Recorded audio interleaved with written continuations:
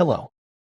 When my fiancé insisted on a $180,000 wedding or no wedding at all, I simply canceled the plans. She lost her mind and later attempted to sabotage my promotion. In the end, that decision blew up her own life instead. My name is Gerard. I am 35 and I work as a refrigeration technician for a regional cold storage company in Eindhoven. Most of my week is spent driving between warehouses and supermarkets fixing industrial cooling units. The schedule is steady, the pay is good for the trade, and after years of doing it, I keep my finances organized because one expensive mistake in equipment can cost a company a lot of money. My fiancé is Qley, 32. We had been together a little over 3 years and engaged for about 8 months when this whole situation started to unfold. We live in my house, which I bought 5 years before meeting her, so most of the big financial responsibilities already ran through me. I am writing this because what started as a disagreement about a wedding somehow turned into something much bigger and honestly much stranger than I expected.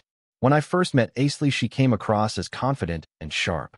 She had strong opinions about almost everything: restaurants, travel plans, furniture, clothes, even what brands of groceries were acceptable. At first I read it as personality. Some people just like things a certain way. Over time, though, I noticed a pattern. Anything modest she called embarrassing. Anything practical she called boring. She talked about things being cheap with a kind of disgust that always felt a little over the top. Still, money had never been a direct problem between us. She works as a dental lab technician making crowns and bridges for a private clinic network, and the pay there is solid. Between her income and mine, we lived comfortably. Not flashy, but stable. So when we started planning the wedding, I assumed we were approaching it the same way. Something nice, memorable, maybe a little fancy, but still grounded in reality. I had already set aside a pretty healthy budget. Enough for a good venue, a proper honeymoon, and enough left so we would not start married life under financial stress. The first meeting with the wedding planner changed everything. Qley immediately started talking about things that sounded less like a wedding and more like a luxury event package. Imported floral walls. A designer dress budget that made me blink twice. A multi-day celebration schedule for guests who had never asked for that. She kept repeating one phrase over and over. It needs to feel high-end. At the time, I figured it was just planner inflation. Big numbers that get cut down once people start thinking clearly. Then the preliminary estimate arrived in my email. Just under $180,000. I stared at the number for a solid minute because I genuinely thought there had to be a typo somewhere. That evening, I printed the estimate and sat down with Qley at the kitchen table in my house.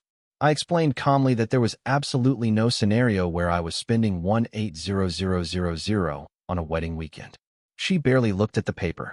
Then she leaned back in the chair and said if I wanted a cheap wedding, maybe I did not want to marry her badly enough. I want to be clear about something before people assume I panicked about money. The issue was not that I could not technically afford part of it. The issue was that the number made no sense relative to the life we were building. The house we live in still has a mortgage. I have been paying it down aggressively for years because the goal was to have it mostly cleared before 40. I also keep a savings buffer because the kind of refrigeration systems I work on do not wait politely when they break. If a compressor fails in a food warehouse, it becomes a crisis immediately, and sometimes that means working odd hours or covering unexpected costs before the company reimburses things.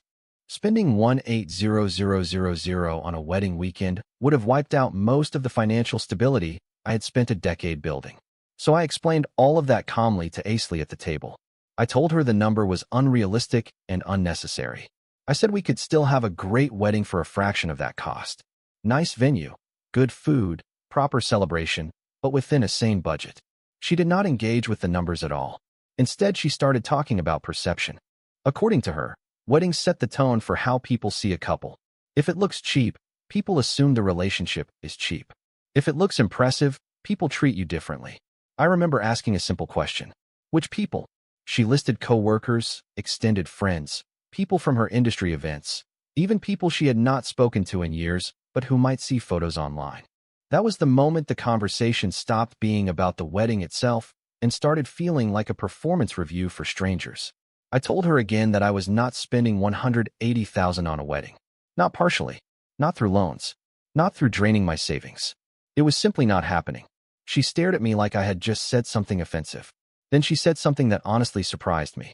She said if I really loved her, I would want the wedding she deserved. The wording bothered me more than the price tag. Deserved. I asked her directly what she thought a realistic number looked like. I even pushed my own limit higher during that conversation just to see if she was willing to meet somewhere in the middle. I suggested something around 40,000. Still a big wedding by normal standards. She laughed. Not a small laugh either. The kind that people use when they think someone just embarrassed themselves. Then she said something that made the entire situation suddenly very simple for me. She said she would rather have no wedding at all than something that looked small. When Qley said she would rather have no wedding than a smaller one, the conversation actually became very simple for me. I did not raise my voice. I did not argue. I just sat there for a few seconds thinking about what she had said and what it implied. Because if someone frames marriage as conditional on a luxury event, then the event is the priority, not the marriage. So I nodded and said all right. She looked confused for a moment, like she expected another round of negotiation. Instead, I told her something very straightforward. If the only wedding she was willing to have cost $180,000, then there would be no wedding. She blinked like she had misheard me. I explained it clearly. The wedding plans were canceled. I was not moving forward with deposits, venues, planners, or anything connected to that budget. For about 5 seconds, she just stared at me. Then she started talking very fast about how I was overreacting and how we had not even discussed financing options yet. Loans, contributions from family, maybe sponsorship deals from vendors she knew through work. That part actually made me more certain about the decision. I told her I was not taking loans for a wedding, and I was definitely not turning our marriage into some kind of social media brand collaboration. Then I said the part that really set her off. Since there was no wedding and the engagement was effectively over, she needed to start packing her things. Just to clarify the logistics, the house we live in is mine. My name only. I bought it long before we met. She moved in about a year into the relationship. So when I said that, I was not making a dramatic statement. I was stating the practical next step. She stood up so quickly the chair scraped across the floor. The reaction was immediate anger. She accused me of threatening her over money. Then she said I was trying to control her and punish her for having standards. I kept my tone calm and repeated the same point. There was no punishment happening. She had just told me she would rather have no wedding than a smaller one. So we were having no wedding, which meant the engagement was over, which meant we needed to separate our living situation. That logic made her even more furious. She started pacing around the kitchen saying I was bluffing and that I would calm down once I realized how ridiculous I sounded. But the truth is I had already reached clarity during that conversation. Once someone says marriage only happens if the event costs $180,000, the relationship has already told you what it is. At that point, the conversation had clearly reached the end. We were not discussing a wedding anymore. We were discussing whether the relationship itself made sense, and from my side the answer had already become obvious. Qley, however, was not processing it that way. She kept pacing around the kitchen repeating that I was being dramatic and that I would calm down once I realized how embarrassing this would look if people found out. That part actually caught my attention. Not the anger. The word embarrassing. It confirmed what I had started realizing during the planner meeting. For her, the wedding was not about us starting a life together. It was about how impressive the event would look to other people. I repeated one last time that the wedding plans were canceled and that we needed to separate our living situation. She stared at me for a few seconds like she was waiting for me to backtrack. When I did not, her reaction flipped from disbelief to pure anger. She said I had just wasted 3 years of her life. Then she said if I thought I could humiliate her like this and walk away, I was completely wrong. I did not respond to that. There was no productive direction that conversation could go. Instead, she grabbed her phone, her handbag, and her car keys off the counter. As she walked toward the door, she said something along the lines of how I would regret this once people heard what I had done. Then she slammed the door hard enough that I heard a picture frame rattle in the hallway. A few seconds later, I heard her car start outside. The house went quiet. I stood there in the kitchen for a minute, just processing how fast the entire situation had collapsed. 3 years together, 8 months engaged, and the final decision had taken maybe 20 minutes. My phone buzzed about 10 minutes later. It was her name on the screen.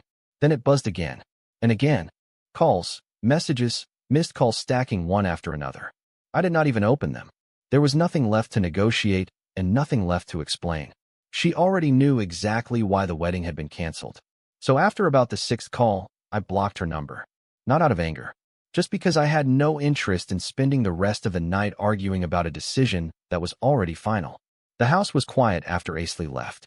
Not the normal quiet either. The kind where you suddenly realize how much background noise another person brings into a place without thinking about it. I walked through the kitchen and living room, just making sure nothing had been broken during the argument. Everything was still in place.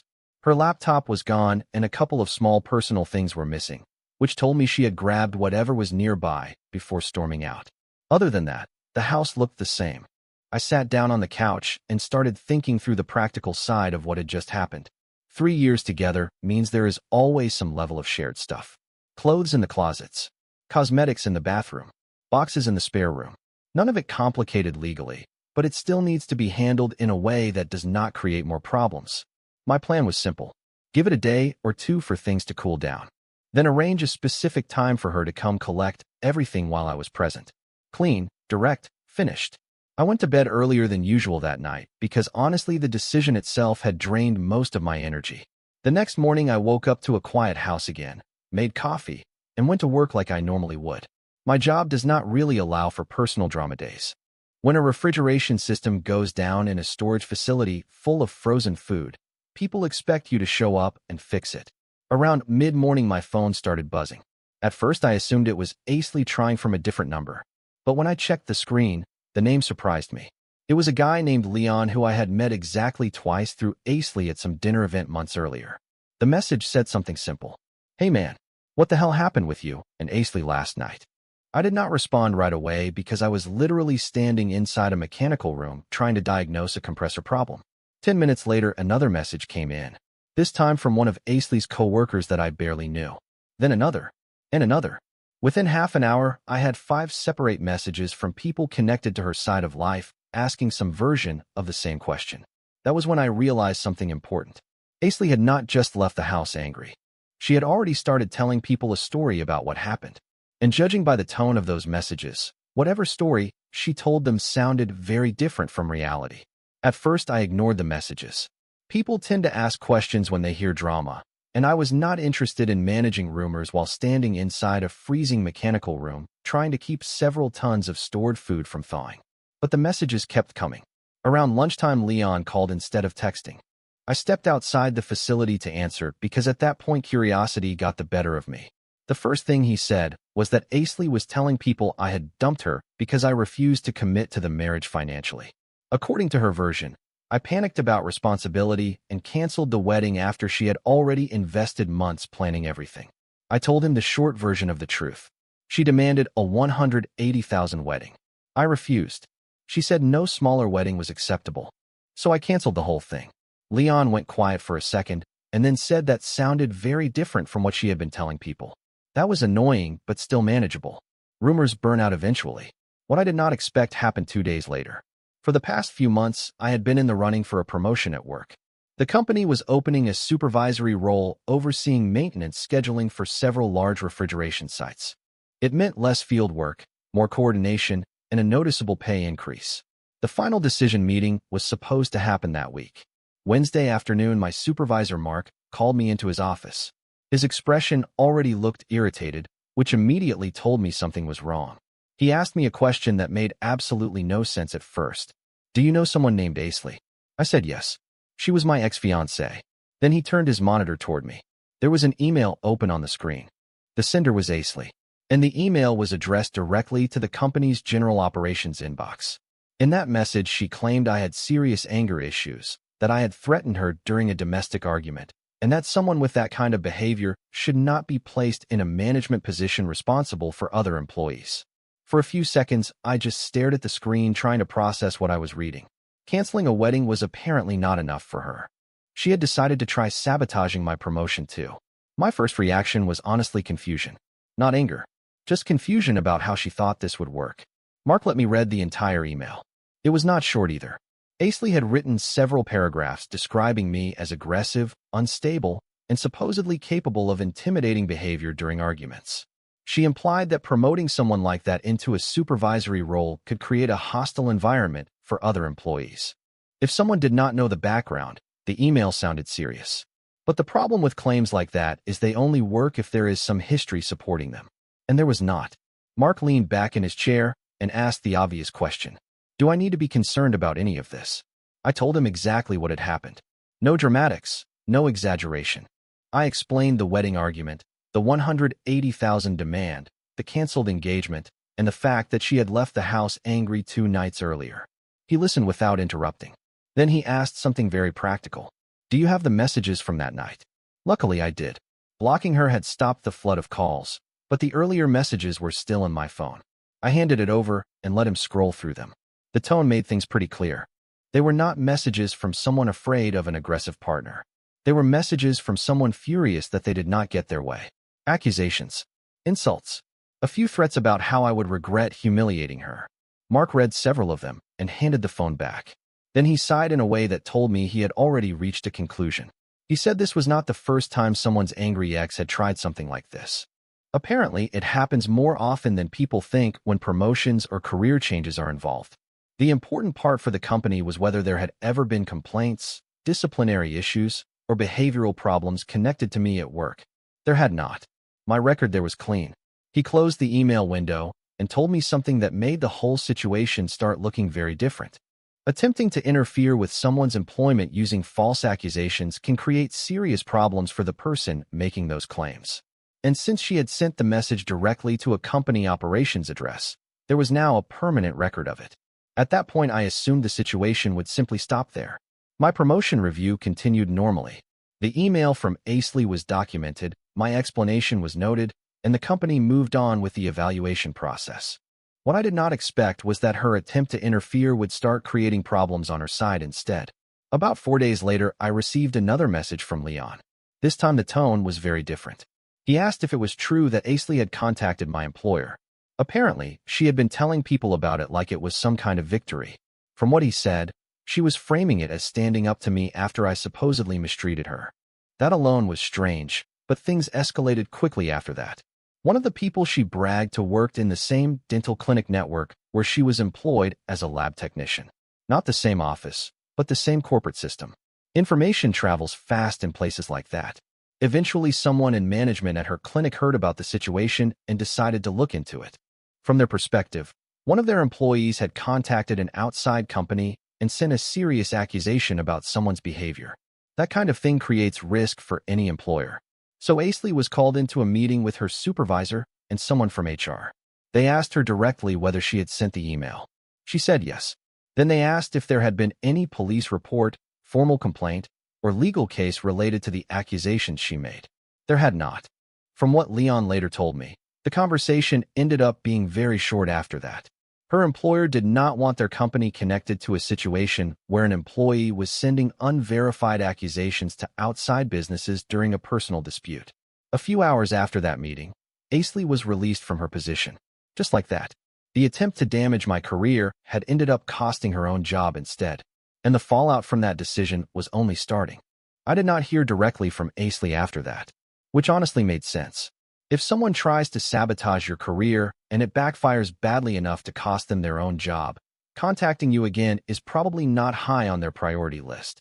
What I did hear about came through other people. Leon called me about a week after everything happened and gave me a quick update on how things were unfolding on her side. Losing the job had clearly not been part of Qley's plan. Apparently, she had gone into that HR meeting expecting a warning at most. Instead, she walked out unemployed. The dental clinic network did not want to be involved in a personal conflict that included written accusations sent to another company. According to Leon, the situation had started spreading through her social circle pretty quickly. That is the problem with dramatic decisions. The story eventually reaches people who ask inconvenient questions. Some of her friends asked the obvious one. Why would you contact his employer in the first place? Others apparently asked if there had actually been any police report or legal issue connected to the accusations she made. When the answer to those questions turned out to be no, the tone around her started changing. What she had framed as standing up to me began looking more like a revenge move that backfired. Meanwhile, my situation went in the opposite direction. The promotion decision was finalized the following Monday. Mark called me into his office again and told me the company was moving forward with placing me into the supervisory role overseeing maintenance scheduling for several facilities. More stable hours, higher salary, less emergency driving in the middle of the night to repair failing systems. So in the span of about 10 days, the situation had flipped completely. The wedding was canceled. The relationship was over. She had lost her job after trying to interfere with mine, and I had just been promoted. I did not celebrate the situation or enjoy the fallout on her side, but it did confirm something important. The moment she turned a personal disagreement into an attempt to damage my career, the consequences stopped being under her control. The last piece of the situation happened about 2 weeks after everything fell apart. Up until then, I had not heard directly from Qley since the night she stormed out of the house. Blocking her number had kept things quiet, and honestly, I expected that to remain the case. But separating lives after 3 years together always requires at least one final logistical step. Her belongings were still in my house. Clothes, shoes, cosmetics, some furniture she had bought for the spare room. Nothing complicated legally, but still enough that it needed to be handled properly. So I sent a message through email instead of unblocking the phone number. I kept it very simple. I told her she could come collect the rest of her things on Saturday morning. I would be home, and the process could be quick and straightforward. She responded a few hours later with a short reply agreeing to the time. Saturday morning she arrived with a friend in a small rental van.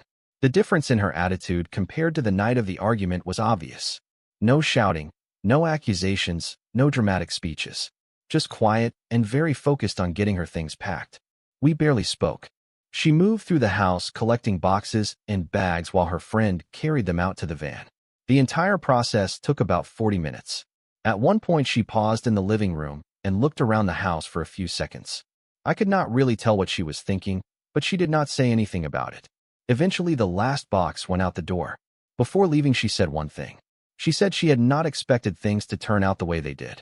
I told her neither of us probably expected that 3 weeks earlier. Then she left. The house was quiet again after the van drove away. Looking back now, the strange part is how one very simple decision ended up changing everything.